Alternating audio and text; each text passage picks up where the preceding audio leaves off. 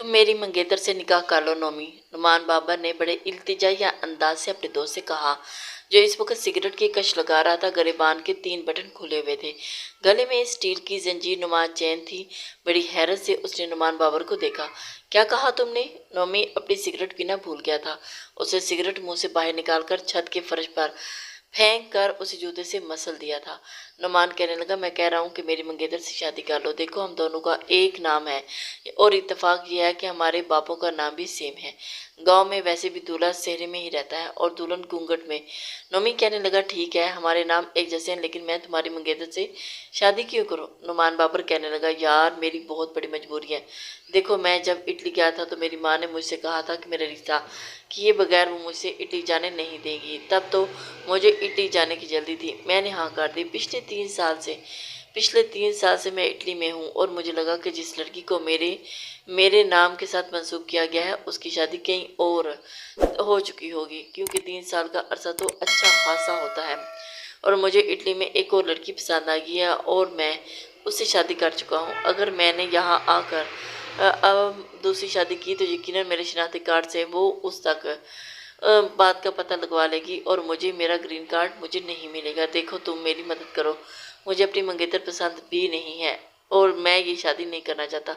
नोमी ने बड़ी दिलचस्पी से उससे बात सुनी थी। कहने लगा, लेकिन मैं ये शादी क्यों करूं? देखो, मसला तुम्हारा है। मैं तो शहर से सिर्फ तुम्हारी शादी देखने आया हूँ। तुम्हारे घर वालों को इस बात पर एतराज़ नहीं होगा? वो कहने लगा, किसी को पता ही नहीं चलेगा, क्योंकि सेहरे में तुम होगे, फिर हमारा नाम एक जैसा है। और साइन का क्या? आईडी कार्ड पर शक्ल तो वैसे भी ठीक से नज़र ही नहीं आती। मौलाना साहब की तो तवज्जो अब इतनी होगी भी नहीं। यहाँ गांव में कोई इतनी तवज्जो देता भी नहीं है। नौमी कहने लगा, चलो कुछ देर के लिए मान लो कि मैंने तुम्हारी होने वाली बीवी से निकाह कर लिया, लेकिन उसके बाद होगा। नुमान बाबर कहने लगा कि फिर तुम वापस शहर चले जाना। ये सुनकर वो हंसने लगा, यानी कि निकाह मैं करूँगा और सुहागरात तुम बनाओगे। 3 बार कबूल है मैं करूँगा और मज़े तुम उड़ाओगे। नहीं, तुम ऐसा क्यों करूँ? नहीं तो तुम ऐसा क्यों करूँ? मुझे किसी पागल कुत्ते ने काटा है क्या? नुमान बाबर कहने लगा, तुम्हारा दिमाग तो ठीक है, मैं उसके साथ कोई रिश्ता नहीं बनाने लगा। देखो, मुझे वापस शहर आना है। मैं कोई भी बहाना लगा दूंगा, क्योंकि मेरे घर वालों को तो लगता है कि अब मैं इटली वापस नहीं जाना और मैं वहाँ से नौकरी छोड़कर आया हूँ और इसी शहर में नौकरी करूँगा। मैं तुम्हारी बात समझा नहीं।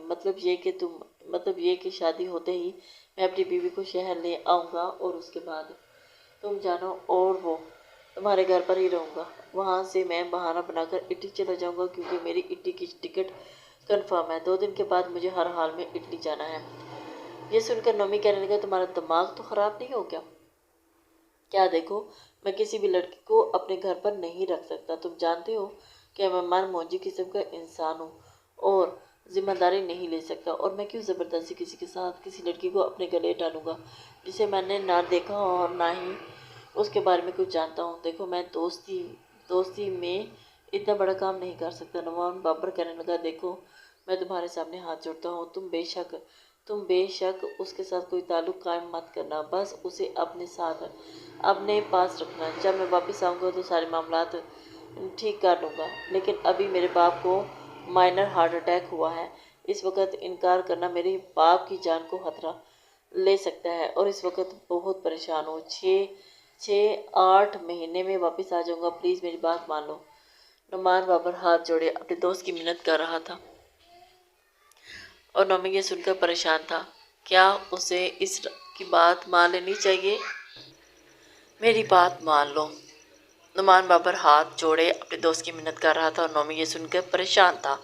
क्या उसे उसकी बात मान लेनी चाहिए थी? पता नहीं कौन लड़की थी। जाहिर सी बात है, यकीनन ज़्यादा खूबसूरत तो नहीं होगी नहीं, तभी ये अपनी मंगेतर उसके गले डाल रहा था।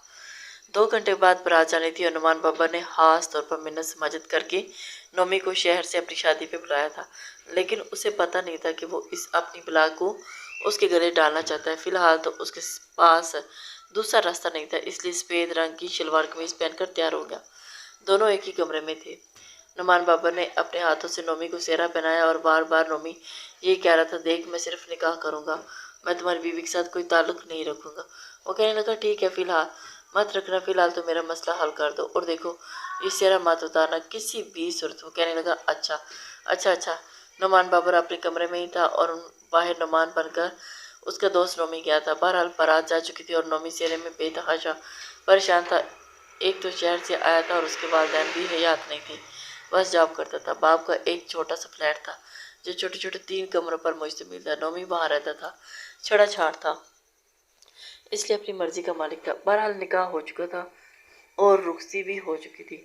घर आते ही वो कहने लगा मेरे पेट में बहुत दर्द है, मुझे अपने कमरे में जाना है, आप लोग रस्में करें, मैं आता हूँ। ये कहकर वो सीधा नुमान बाबर के कमरे में ही आया था और सेहरा उतारकर एक तरफ फेंक दिया था और फिर कहने लगा अजीब मुसीबत है यार, मुझे लगता है मैंने तुम्हारी बात मानकर अच्छा नहीं किया। नुमान बाबर कहने लगा यार क्या हो गया है? वो कहने लगा मुझे बताओ, ये एक कमरे में ही हम 3 लोग कैसे रह सकते हैं? नुमान बाबर कहने लगा देखो मेरी बात सुनो, आज की रात तुम बैठ के नीचे लेट जाओ। नोमी कहने लगा तुम्हारा दिमाग तो ख़राब नहीं हो गया? इस कमरे में नहीं रह सकता, मेरा बाहर जाने का कोई इंतज़ाम करो। नुमान कहने लगा मैं क्या इंतज़ाम करूं? देखो मेरी पोजीशन को समझो, तुम बैठ के नीचे लेट जाओ। वैसे भी मैं उस लड़की के साथ कुछ करने के मूड में नहीं हूँ और करूँगा भी नहीं, वो मेरी कुछ नहीं लगती। मुझे वापस आकर उसे छोड़ना ही है और अब भी मजबूरी है कि मेरा बाप टेंशन के मारे कहीं जान से ना हो दो बैठे। बहरहाल नुमान बाबर की मिन्नत समाजत शुरू हो चुकी थी, इसलिए नोमी बैठ के नीचे जाके लेट गया था और बाहर नुमान बाबर गया था। बाकी की रस्में उसी ने ही पूरी की थी। कुछ देर के बाद उसकी दुल्हन को कमरे में बिठा दिया गया था। वो आधे एक घंटे बाद कमरे में आया था। सर्दियों का मौसम था, इसलिए नोमी को बेड के नीचे इतनी गर्मी नहीं लग रही थी और साफ सुथरी जगह थी और एक गद्दी उसने सर के नीचे रख ली थी। जब कमरा बंद हुआ तो कुछ तजस्सुस तो नोमी को भी होने लगा। नुमान बाबर बेड पर बैठा था, कहने लगा देखो मैं अभी इतनी जल्दी इस सब के लिए तैयार नहीं था। जैसे ही मैं इटली से वापस आया, मेरे वालिदैन ने पहले से ही शादी तैयारी कर रखी थी और मैं अभी ज़हनी तौर पर इस रिश्ते के लिए तैयार नहीं हूँ, इसलिए तुम आराम कर सकती हो। मैं सोफे पर सो जाऊँगा, तुम्हें कोई प्रॉब्लम नहीं होगी, परेशानी नहीं होगी। ये कहने के बाद नुमान ने तकिया उठाया और सोफे पर लेट गया। वो लड़की बेड से नीचे उतरी थी, बिल्कुल गोरे सफ़ेद पाँव थे जिस पर मेहंदी के नक्श और निगार बने हुए थे। पाँव के नाखूनों पर सुर्ख रंग की नेल पॉलिश लगी हुई थी। उस लड़की के पाँव देखकर नोमी कुछ दंग सा हुआ था और फिर जब लड़की के पाँव इतने गोरे चिट्टे थे तो लड़की कैसी होगी? वो भी तो खूबसूरत होगी। दिल में कुछ अजीब अजीब सी जज्बात मचलने लगे थे, लेकिन बहरहाल उसने खुद को झटका और आंखें बंद कर ली। कुछ देर के बाद अलमारी खुलने लगी, आवाज़ आई और फिर वॉशरूम जाने के लिए वो लड़की दोबारा आकर बेड पर लेट चुकी थी और कमरे की लाइट बंद थी। कुछ देर के बाद वो भी सो चुका था। कमरे का सुबह का हंगामा शुरू हुआ, सब कमरे से बाहर जा चुके थे, दुल्हन भी और दूल्हा भी। नोमी की जब आँख खुली तो कमरा बंद होने की आवाज़ आई थी। नोमी के बच्चे बाहर आ जल्दी कर। वो बेड से बाहर निकला, कहने लगा देखो अभी सब मेहमान डाइनिंग रूम में बैठे हैं, मैं तुम्हें मेहमान खाने में छोड़ आता हूँ। आज ही दोपहर को वलीमे की रस्म है, वलीमा होते ही हम तीनों शहर चले जाएंगे। मैं अपने वालिदैन से कह चुका हूँ कि शहर में मुझे नौकरी ढूंढनी है और बीवी को भी साथ लेकर जाना है।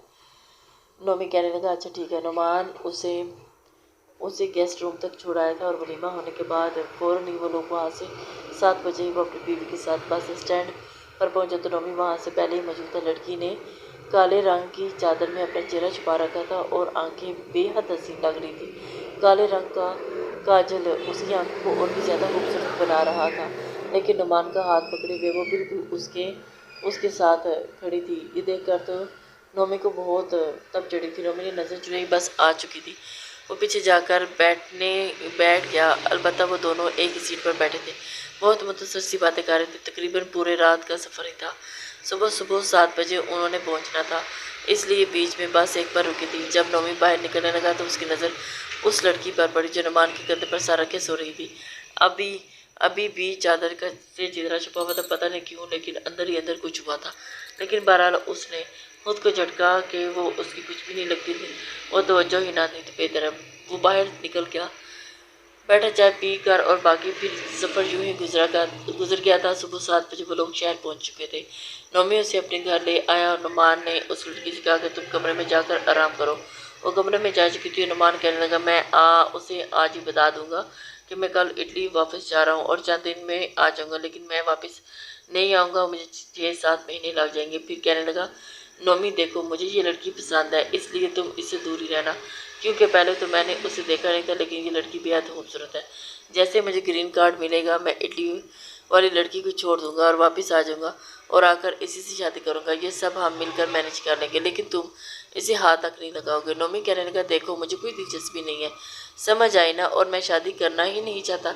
अपने सर पर बीवी नाम की मुसीबत नहीं डालना चाहता, और तुम्हें ज़्यादा ही डर है तो जाओ, इसे कहीं और छोड़ दो। नोमी के बिगड़ते मूड को देखकर तो नुमान कहने लगा, देखो गांव में सबको यही पता है कि मैं शहर में नौकरी कर रहा हूँ और मुझे सिर्फ इस लड़की को एतमाद में लेना है। बहरहाल खाना नुमान बाबर बाजार से ही लाया तो लड़की कमरे से बाहर नहीं निकली थी, लेकिन रात को दोनों के बीच बातों की आवाज़ बाहर तक आ रही थी। उस वक्त नोमी बाहर बैठा सिगरेट पी रहा था और अपने मोबाइल पर गेम खेल रहा था, जब वो लड़की कह रही थी कि मैं कैसे एक अजनबी के साथ यहाँ पर रह सकती हूँ, आप कहाँ जा रहे हैं? अगर आपका इटली का जाना ज़रूरी था तो मुझे गाँव छोड़ दें, मैं यहाँ पर नहीं रह सकती, नहीं रुकूंगी। नुमान बाबर कहने लगा, देखो गाँव में किसी को कुछ मत बताना, तुम जानती हो मेरे बाप की कंडीशन अच्छी नहीं है और मेरा इटली जाना बहुत ज़रूरी है, बेहद ज़रूरी। मैं बस एक हफ्ते में वापस आ जाऊँगा। और ये नौजवान तुम्हें कुछ नहीं कहेगा, पूरा दिन वो अपने ऑफिस में होता है, बस रात को इसके लिए खाना बनाना पड़ेगा, वो तुम बना दिया करना, वो खाना खाएगा और कमरे में सो जाएगा। देखो मैं यहाँ फ़िलहाल रिहाइश अफोर्ड नहीं कर सकता और ना ही तुम्हें गाँव भेज सकता हूँ। मेरे वालिदैन ये समझते हैं कि मैं यहाँ पर नौकरी कर रहा हूँ, प्लीज़ मेरा साथ दो, बस एक हफ्ते की बात है, आते ही किराए पे फ्लैट ले लूँगा, तुम्हें कोई मुश्किल नहीं होगी। पता नहीं कैसे वो लोग नरमीन को समझा बुझा चुका था। रात को वो अलग सोफे पर सोया था, सुबह होते ही उसकी फ्लाइट थी। तब तक नोमी भी ऑफिस के लिए तैयार हो गया था। दोनों इकट्ठे ही बाहर गए थे, लेकिन बाहर जाते ही दोबारा से उसने नोमी से कहा था, देखो ये लड़की मेरी अमानत है। वो कहने लगा, अच्छा अच्छा पता है मुझे। नुमान बाबर वापस इटली चला गया और नोमी अपने ऑफिस से। शाम तक वो ये भूल चुका था कि उसके घर में एक खतून भी है। चाबी उसके पास थी, इसलिए सीटी बजाते हुए घर में दाखिल हुआ। दरवाज़ा धड़ाम से बंद किया और बैग सोफे पे पड़ा पर एक तरफ रखा जिसमें उसकी फाइलें थी, और सोफे पे आड़ा तिरछा होकर बैठ गया। कुछ देर आंखें बंद की, लेकिन वो खटपट की आवाज़ें उसे बार बार उसे याद आया था कि इस घर में एक लड़की भी मौजूद है। जल्दी से वो सीधा होकर बैठा और फिर फौरन अपना बैग उठाकर कमरे में चला गया। कमरा साफ सुथरा था, हालांकि वो अपना कमरा बिल्कुल बेतरतीब रखता था। उसने अलमारी से अपना आरामदेह लिबास निकाला और नहाकर फ्रेश होकर बाहर आया तो खाना टेबल पर लगा हुआ था। अलबत्ता वो लड़की अपने कमरे में जाकर दरवाज़ा बंद कर चुकी थी। नोमी ने खाना खाया, बर्तन यूं ही टेबल पर रहने दिए क्योंकि उसे उठाने की आदत नहीं थी। जब तंग आता तो उठाकर घर साफ कर लिया करता था, वरना यूं ही सब कुछ पड़ा रहता था। अलबत्ता खाना मज़े का था। बाकी खाना उठाकर उसने फ्रिज में रख दिया और फिर अपने कमरे में आकर लेट गया। लेकिन दिल में बार बार ख्याल आ रहा था कि न जाने ये लड़की देखने में कैसी है। एक दिल में एक वसवसा था, पाँव इतने खूबसूरत है, आंखें इतनी हसीन है, तो फिर बकौल नुमान की लड़की बेहद खूबसूरत है। और उसका दिल नरमीन को देखने के लिए मचलने लगा था, लेकिन फिर अपने आप को ही समझाने लगा कि वो किसी और की अमानत है। सुबह जब उसकी आंख खुली तो अपने ऑफिस के लिए तैयार होकर कमरे से बाहर आया था कि उस वक़्त भी वो किचन में काम करने की आवाज़ आ रही थी। बाहर लाउंज में बैठने के बजाय वो किचन के दरवाजे पर पास गया और देखा तो वो लड़की चाय बना रही थी और उसकी नोमी की जानिब पूछती। चादर अभी भी सर पर थी, लेकिन दाएं जानिब की गर्दन से कुछ हटी हुई थी। उसकी सफ़ेद नदिया गर्दन से सोने की चेन थी। पता नहीं क्यों उसका दिल चाहा था कि किचन में जाए और उस लड़की को बाजू से पकड़कर अपने रूबरू करके खड़ा करके देखे कि वो दिखने में कैसी है, लेकिन कर नहीं सकता था। फिर बाहर आकर टेबल पर बैठ गया और शायद वो नाश्ता रखने आए, लेकिन वो शायद उसकी मौजूदगी महसूस कर चुकी थी और कहने लगी, आप 2 मिनट के लिए अपने कमरे में चले जाएं, मैं आपका नाश्ता टेबल पर रख कर अपने कमरे में चली जाऊंगी, तो आप बाहर आकर कर लीजिएगा। पता नहीं ये लड़की क्यों इतना पर्दा कर रही थी। जितना वो उसे चुपने की कोशिश कर रही थी, उतनी ही नोमी के अंदर बेचैनी बढ़ने लगी थी। वो कमरे में चला गया। कुछ देर के बाद उसे लगा कि जैसे सामने वाले कमरे का दरवाज़ा बंद हुआ। बाहर आया तो नाश्ता पड़ा हुआ था, लेकिन वो ठीक से नाश्ता नहीं कर पाया। पूरा दिन दिमाग भी काम में इतना हाजिर नहीं रहा। इसी लड़की के बारे में सोचते रहा। घर गया तो इस बार वो पहले से ही कमरे में अपने आप को बंद कर चुकी थी। 2 दिन में ही वो बुरी तरह से जीचा हो चुका था। अगले रोज़ छुट्टी थी, इसलिए वो जल्दी से ही कमरे से बाहर आ गया था। इस बार किचन में पराठों की खुशबू आ रही थी। एक फ़ायदा तो उसे हुआ था कि ऑफिस से आकर उसे अपने लिए कुछ पकाना नहीं पड़ता था। घर की साफ़ सुथराई नहीं करनी पड़ती थी। कपड़े भी उसे धुले हुए इस्त्री मिलते थे। वो किचन में आया तो इस बार वो लड़की गले में दुपट्टा पहने ही काम कर रही थी। शायद उसका एतमाद कुछ बहाल हो गया था कि नोमी कभी भी उसे देखने की या किचन में आने की कोशिश नहीं करेगा। उसकी मोटी लंबी चुटिया कमर तक देखकर उस लड़की का पीछे से गला गहरा देखकर तो वो बेख्तियार हुआ था। वो लड़की तवे पे पकता हुआ पराठा चिमटे से उठाकर हाथ पाट में रखने लगी। तभी बेसाख्ता उसने दरवाजे की तरफ देखा तो वहाँ नोमी को खड़ा देखकर वो बुरी तरह से घबरा गई थी। लड़की बेहद खूबसूरत थी। नोमी को तो कुछ पल के लिए फ्रीज हुआ था, लेकिन उस लड़की ने जल्दी से सर पर दुपट्टा लिया था। कहने लगी, आप यहाँ क्यों आए हैं? वो बुरी तरह से चौंक गया था, फिर बौखलाया था, लेकिन अगले हिल में वापस अपनी टोन में आ गया था। कहने लगा, प्यास लगी थी, पानी पीने आया था, और जब एक ही घर में रहना है तो आप अब इतना पर्दा ना करें तो ना भी करें तो चलेगा। वैसे भी आपको मुझसे परेशान होने की ज़रूरत नहीं।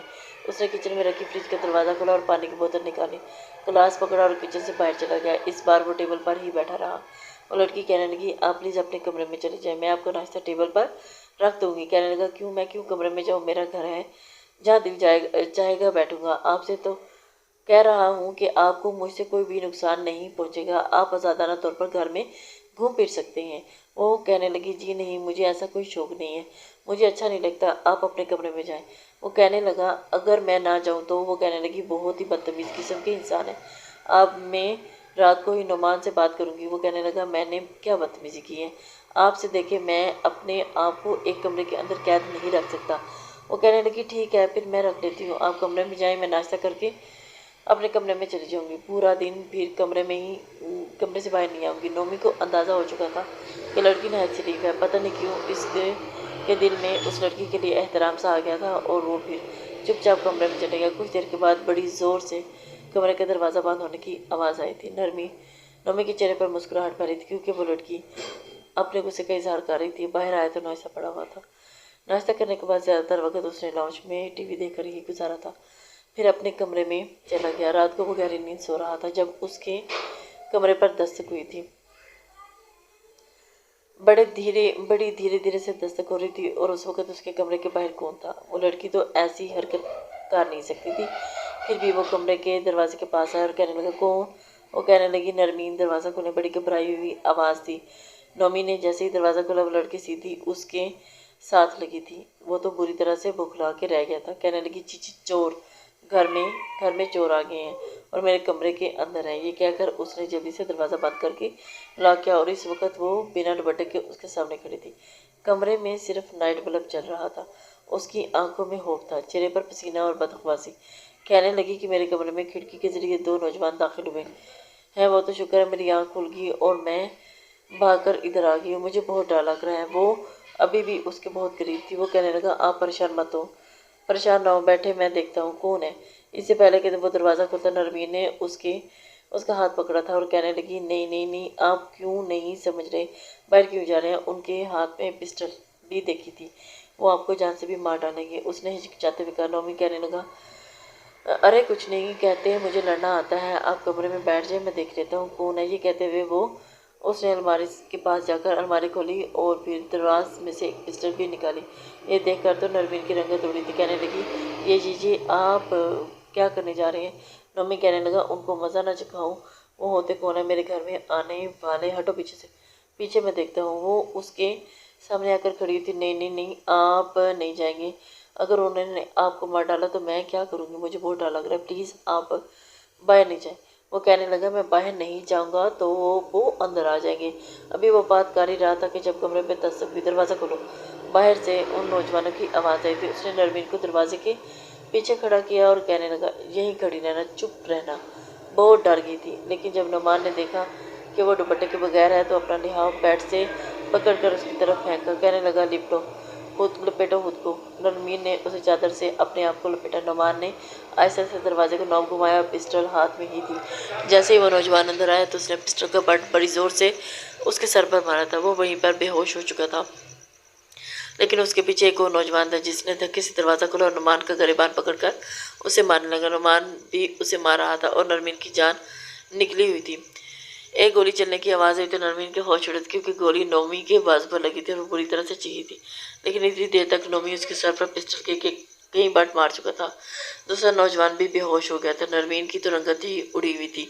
नुमान के पूरे बाजू से खून बह रहा था। दोनों नौजवान बेहोश हो चुके थे। नरमीन उसके पास आई। आपको तो गोली लगी है? वो कहने लगा नहीं, बस शुगर गुजरी है, बस थोड़ा सा जख्म हुआ है।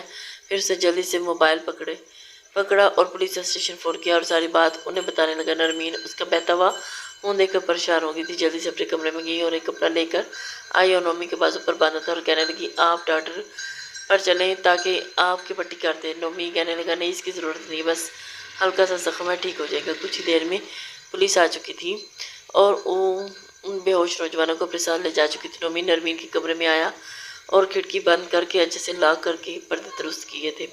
नरमीन का दुपट्टा बेड पर ही पड़ा हुआ था। अपने कमरे में आकर उसने डरी से बेड पर बैठी नरमीन से कहने लगा, आप अपने कमरे में जाकर सो सकती हैं। लेकिन वो नफ़ी में सर हिलाने लगी, कहने लगी, नहीं नहीं नहीं, मुझे बहुत डर लग रहा है, मुझे बहुत डर लग रहा है, अगर वो रात को दोबारा वापस आ गए तो। नोमी कहने लगा, पुलिस स्टेशन से जेल तोड़कर आने से तो रहे, कोई नहीं आएगा, आप जाकर सो जाएं। वो कहने लगी, नहीं मुझे बहुत डर लग रहा है, मैं सोफे पर लेट जाती हूँ, आपको तंग नहीं करूँगी, कुछ नहीं कहूँगी, मुझे अलग कमरे में नहीं सोना, मुझे बहुत डर लगता है। नोमी देखकर कहने लगा, वो कहने लगा, देखिए कमरे की खिड़की को हमेशा लॉक लगा कर करें, क्यों इतनी बड़ी वो खिड़की है, कोई भी आसानी से आ सकता है, मैंने खिड़की लॉक कर दी है, कोई नहीं आएगा। कहने लगी, आप समझ क्यों नहीं रही, मैं नहीं सो सकती, मुझे बहुत डर लग रहा है। नोमी कहने लगा, तुम भी तो नहीं समझ रही, एक कमरे में मैं तुम्हारे साथ नहीं सो सकता, मैं आपको बिल्कुल परेशान नहीं करूँगी। नरमी ने तकिया उठाया और सोफे पर रखकर लेट गई और इसी लहाफ में खुद को छुपाए हुए थी। नोमी कुछ देर तो उसे देखता रहा और फिर बेड पर लेट गया। कमरे का दरवाज़ा उसने बंद नहीं किया था, आंखें बंद की थी तो वो लम्हा याद आने लगा जब वो कमरे में दाखिल होते उसके सीने से लगी थी उसे। हालांकि वो सिर्फ 2 पल के लिए उसका खौफज़दा दिल नोमी के पहलू में धड़का था, लेकिन उसका सुख चैन चुरा गया था। हालांकि वो फ़ौरन उसे पीछे हट गई थी, कमरे का दरवाज़ा बंद करके चोर के बारे में बताने लगी थी। शायद उसे एहसास भी नहीं हुआ था कि 2 पल में वो सामने वाले का सब कुछ छीन चुकी थी। बड़ी मुश्किल से नोमी को नींद आई थी। अगली सुबह उसका ऑफिस था, लेकिन बाद उसमें बहुत डर था, इसलिए ऑफिस नहीं गया था। जब उठा तो नरमीन कुछ ही देर के बाद उस के कमरे में ट्रे में नाश्ता लेकर रख कर लाई थी। कहने लगी, ये नाश्ता कर लें, फिर आप हॉस्पिटल जाकर पट्टी करवा के आ जाएं, बहुत खून बह गया है आपका। नरमीन के चेहरे पर नोमी की तकलीफ के आसार साफ दिखाई दे रहे थे। नोमी कहने लगा, नहीं इतना भी कोई गहरा जख्म नहीं है, आप खुद से ठीक हो जाएगा। ऐसे कैसे ठीक हो जाएगा? कहने लगा, अगर तुम्हें बुरा ना लगे तो तुम पट्टी बांध दो, मेरे पास फर्स्ट एड बॉक्स है मौजूदा। सीधे हाथ पर गोली छूकर गुजरने से जख्म था, इसलिए उल्टे हाथ से नाश्ता कर रहा था और बड़ी मुश्किल से कर रहा था, क्योंकि उसे उल्टे हाथ से काम करने की आदत नहीं थी। जैसे ही उसने नाश्ता खत्म किया, नरमीन फर्स्ट एड बॉक्स लेकर आ गई, लेकिन जो बात नुमान ने कही वो सुनकर बुरी तरह से नर्वस हुई थी। कहने लगा, पहले मेरी शर्ट तो उतारो, फिर ही मेरे जख्म पर पट्टी बांधोगी। ये सुनकर उसे कुछ अजीब सा लगा। ये कहते हुए नोमी अपनी शर्ट के बटन खोलने लगा। आओ मेरे पास, उतारो मेरी शर्ट। नरमीन घबराते हुए उसके पास आई थी, फिर उसकी शर्ट उतार दी और उसके जख्म पर बैंडेज करने लगी और नोमी मुसलसल उसे देखे जा रहा था, बिना आंखें चिपकाए। पट्टी करते हुए नरमीन का हाथ कांप रहे थे, क्योंकि नोमी की नज़रों की तपश उसे बुरी तरह से नर्वस कर रही थी। वो जैसे ही बेखुद होकर देख रहा था। जैसे ही उसने पट्टी बांधी और कमरे से बाहर जाने लगी तो नोमी कहने लगा, कहाँ जा रही हो? अलमारी से मेरी शर्ट निकालो और मुझे पहना दो। अब जख्मी हाथ से शर्ट तो मैं पहन नहीं सकता। नरमीन को मजबूरन रुकना पड़ा और उसकी अलमारी से शर्ट निकाली। तब तक वो खड़ा हो चुका था और नरमीन उसे शर्ट पहनाने लगी थी। जब उसकी शर्ट के बटन बंद कर रही थी तो कहने लगा, बहुत खूबसूरत हो तुम, बेइंतहा। तुम्हारा शोहर तो बड़ा ही बेवकूफ़ इंसान है, जो इतनी हसीन बीवी को छोड़कर इटली में धक्के खा रहा है। ये सुनकर नरमीन के माथे पर बल पड़े थे, चेहरे पर नागवारी छाई थी और इससे पहले के पीछे हटकर वो कमरे से बाहर जाती, अगले ही लम्हे नोमी उसकी कमर पर हाथ रखकर उसे अपने करीब कर चुका था। कहने लगा, बहुत मुश्किल है सब्र करना। ये कहते हुए वो उसके होंठों को अपनी दस्तरस में ले चुका था। नरमीन अपने दोनों हाथों की मुट्ठियों में उसकी शर्ट को दबो चुकी थी। इससे मैं अपना आँख छुपाने की कोशिश कर रही थी, लेकिन वो एक हाथ से ही उसे बेबस करने पर कादिर था। उसे अपने साथ लगा चुका था। अभी तक उसकी शिद्दत नरमीन अपने होंठों पर बर्दाश्त कर रही थी, जब यकदम से बर्तन खटकने की आवाज़ आई। नुमान बुरी तरह से चौंकता होश में आया, क्योंकि नरमीन कमरे से जा चुकी थी। जो कुछ वो सोच रहा था सिर्फ उसकी सोच में था, उसने ऐसा कुछ नहीं किया था।